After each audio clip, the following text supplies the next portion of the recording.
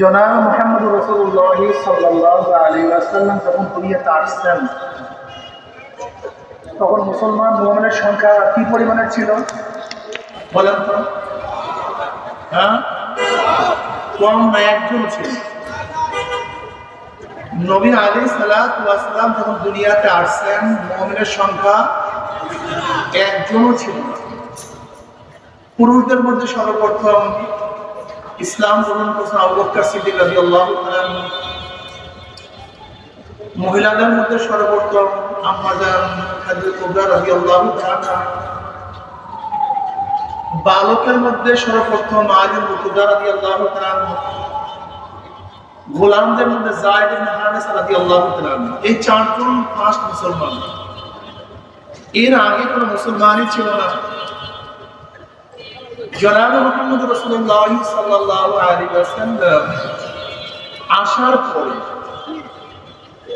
তিনি এমন কি কাজ করেছিলেন যে কাজের ভিত্তিতে সব জায়গায় মুসলমান মুমিন এমনকি অর্ধ জাহান পর্যন্ত ওমর ইবনে খাত্তাব রাদিয়াল্লাহু আনহু জামানায় তিনি শাসন করেছিলেন। সেই কাজটা কি ছিল বলেন? দাওয়াত। জোরে বলেন দাওয়াত। জোরে বলেন দাওয়াত। এই দাওয়াতের মাধ্যমে জনাব মুহাম্মদ রাসূলুল্লাহ সাল্লাল্লাহু আলাইহি ওয়াসাল্লাম মানুষদেরকে দিনদার নেককার বানিয়েছিলেন। আপনার আমার কাজ কি হওয়া উচিত? দাওয়াত হওয়া উচিত। আজকে তো নিয়াত করে দাওয়াত দেব, এটা জরুরি। এই দাওয়াতের মাধ্যমে গোটা দুনিয়ার মধ্যে দিন ছড়িয়ে পড়ছে। এই পাক মহাদেশে একজন মুসলমানও ছিল না, একজনও না। এই পাক মহাদেশে মাইনুদ্দিন চিশতি রাহমাতুল্লাহ আলাইহি প্রথম কালেমার দাওয়াত দিয়ে আসছেন। শুধু তার একার মাধ্যমে প্রায় 1 কোটি গায়রে মুসলিম ইসলাম ধর্ম গ্রহণ করেছেন। আপনি কি জানেন এই জনপথে হাজারো আল্লাহওয়ালারা, হাজারো পীর বুজুর্গরা দাওয়াত দিয়ে মানুষকে দিনদার নেককার বানিয়েছেন। আজকে প্রত্যেক জায়গায় দেখবেন তাদের কবর। শাহজালাল ইয়ামানি রহমতুল্লাহ আলাইহি, শাহ বরান রহমতুল্লাহ আলাইহি, শাহ মাহদুম রহমতুল্লাহ আলাইহি, এরা কারা? এরা সবাই দায়ী। আর মনে রাখতে হবে জনাব মুহাম্মদ রাসূলুল্লাহ সাল্লাল্লাহু আলাইহি ওয়াসাল্লামের সাথে যে দায়ী যত বেশি মিল থাকবে তার দাওয়াত তত বেশি ফায়দা হবে। দিনকে আমরা আধুনিক বানায় ফেলাইছেন। দেখবেন যেই দলের যে প্রধান, যদি সেই দলের প্রধানের কাছে তার অনুসারীরা মাথায় ফুক দিতে যায়, আমরা কি বলবো? কি করতেছে, এটা কেমন কথা? অথচ নবী আলাইহিস সালাতু ওয়াস সাহাবারা নবী আলাইহিস সালাতু ওয়াস সালামের কাছে মাথায় ফুক দেওয়ার জন্য গেছেন কি যান নাই? তার মানে আজকে যদি কেউ কারোর মাথায় আমার মাথায় ফুক দেয়, মাথা মাসাজ করে, কি বলবে? এটা আধুনিক না, বরং এটাই সুন্নাত। এটা আধুনিক, এটা সুন্নাত। কিন্তু এটা আমরা ভুলে গেছি। নবী আলাইহিস সালাতু ওয়াস সালামের কাছে তার সাহাবারা কিভাবে বসতেন? আদব সহকারে বসতেন। দেখবেন মাশায়েখের সামনে এখন তার অনুসারী আদব সহকারে বসেন। মাশায়েখের সামনে নবী আলাইহিস সালাতু ওয়াস সাহাবারা যেরকম মাথা নিচু করে বসতেন, উচ্চ আওয়াজে কথা বলতেন না, এখনো দেখবেন হক্কানি পীর বুজুর্গের কাছে এইভাবেই তারা বসেন। নবী আলাইহিস সালাতু ওয়াস সালামের কাছে তার অনুসারীরা দোয়া নিতেন। এখনো দেখা যায় যারা মাশায়েখ হক্কানি আল্লাহওয়ালা তাদের কাছেও তার মুরব্বিদের কাছে দোয়া নেন। ফামাসা রাসাহু ফাদাআলাহু, নবী আলাইহিস সালাতু ওয়াস সালাম মাথার মধ্যে স্পর্শ করতেন, দোয়া করতেন। কিন্তু এগুলি আমাদের মধ্যে নাই। এগুলি কি মনে করি যে আধুনিকতার খেলা? নবী আলাইহিস সালাতু ওয়াস সালামের দরবারে এমন কিছু লোক ছিল যাদের মাথা ছিল এলোমেলো, যাদের পোশাকগুলি ছিল জীর্ণ শীর্ণ, যাদের চেহারার মধ্যে রং ছিল না, ঢং ছিল না। এমনকি নবী আলাইহিস সালাতু ওয়াস খাস লোকগুলি এমন ছিল, বড় লোকের দরজার কাছে গেলে বড় লোকরা দরজা খুলতো না। ভদ্র পরিবারে যদি বিবাহের জন্য প্রস্তাব দেওয়া হতো, পরিবারের লোকগুলি তাদের কাছে তাদের মেয়ে বিবাহ দিত না। এরকম জীর্ণ শীর্ণ লোক ছিল নবী আলাইহিস সালামের দরবারে।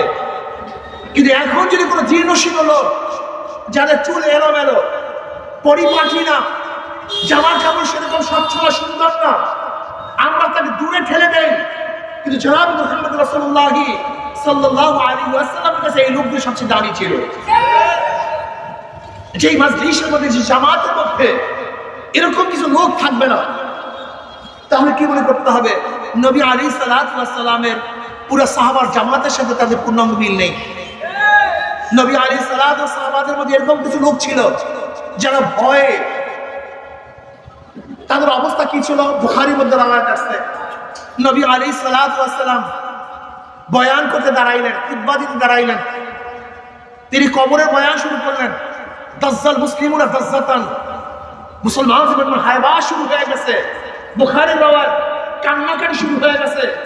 নাসাইর মধ্যে তাফসীর আসছে, রাবি বলেন, আসমা বিনতে আবু বকর রাদিয়াল্লাহু আনহা বলেন যে নবী আলাইহিস সালাম বয়ানের কারণে শ্রোতাদের মধ্যে এমন চিল্লাচিল্লি, কান্নাকাটি শুরু হয়ে গেছে যে নবী কি বয়ান করতেছিলেন আমি শুনতে পাইতেছিলাম না।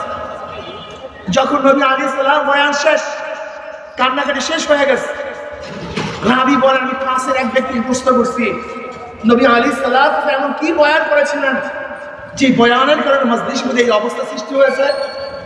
তখন সেই কাছে থাকা ব্যক্তি বললেন, নবী আলাইহিস সালাম বলেছেন অচিরেই কবরের মধ্যে দজ্জালের ফিতনার মধ্যে প্রত্যাশীর সম্মুখীন হতে হবে। শুধু এতটুকু বয়ান শোনার সাথে সাথে পুরো মজলিসের মধ্যে চিল্লাচিল্লি, কান্নাকাটি রোধ হয়ে গেছে। আজকে দেখা যায় পরে মজলিসের মধ্যে কান্নাকাটি, চিল্লাচিল্লি হয়, এটা আধুনিকতার খেলাফ, আধুনিকতার খেলাফ। কিন্তু এইটাই নবীর জামাতের কাছাকাছি। নবী আলাইহিস সালাম জামাতের মধ্যে ভুরি ভুরি হাদিসের মধ্যে আসছে, নবী আলাইহিস সালাম যখন বয়ান করছেন কাঁদতে কাঁদতে কাঁদতে কান্না শুরু হয়ে গেছে। এখন দেখা যায় আমাদের অনেক মাজলিসের মধ্যে কান্না আসে না। যদি কান্নাকাটি থাকে এটা আধুনিকতা মনে করি না, হয় এটা আধুনিকতা না, এটা নবীর কাছের সেই মাজলিসের সমসাময়িক, এরকম মনে করতে পারেন। আমি কি বলতে চাই, মনে রাখতে হবে জনাব মুহাম্মদ রাসূলুল্লাহ সাল্লাল্লাহু আলাইহি ওয়াসাল্লাম জামাতের সাথে যত বেশি আপনার মিল থাকবে, মনে করতে হবে তত বেশি হক অবস্থা আছেন। আর নবী আলাইহিস সালাম জামাতের সাথে যত বেশি দূরত্ব মিল থাকবে না, মনে করতে হবে দ্বীনের থেকে আপনি তত দূরে অবস্থান করতেছেন। আল্লাহ আমাদের সবাইকে আজীবন নবী আলাইহিস সালাম মজলিসের রূপে আমাদের মজলিসগুলোকেও সুসজ্জিত করার তৌফিক আল্লাহ আমাদের সবাইকে দান করেন। আমা আলাইনা ইল্লাল বালাগ। আসসালামু আলাইকুম ওয়া রাহমাতুল্লাহি ওয়া বারাকাতুহু। জুলাই উত্থানে যারা শহীদ হয়েছে তাদের জন্য আমির হুজাইন হযরত পীর সাহেব হুজুর দামাত বরকাতুল আলিয়া দোয়া করবেন। আর আগামী 23 তারিখ, আগামী জোরে বলেন, এই মাসের 23 তারিখ আমার মাহফিল আছে এই যে বাইতুল মুকাররমের পশ্চিম সাইডের রোডে। আগামী 23 তারিখ ইনশাআল্লাহ আমরা সবাই থাকবো। এখন আমির মুজাহিদ হযরত পীর সাহেব হুজুর দামাত বরকাতুল আলিয়া তিনি বয়ান করবেন, ইনশাআল্লাহ মোনাজাত দেবেন।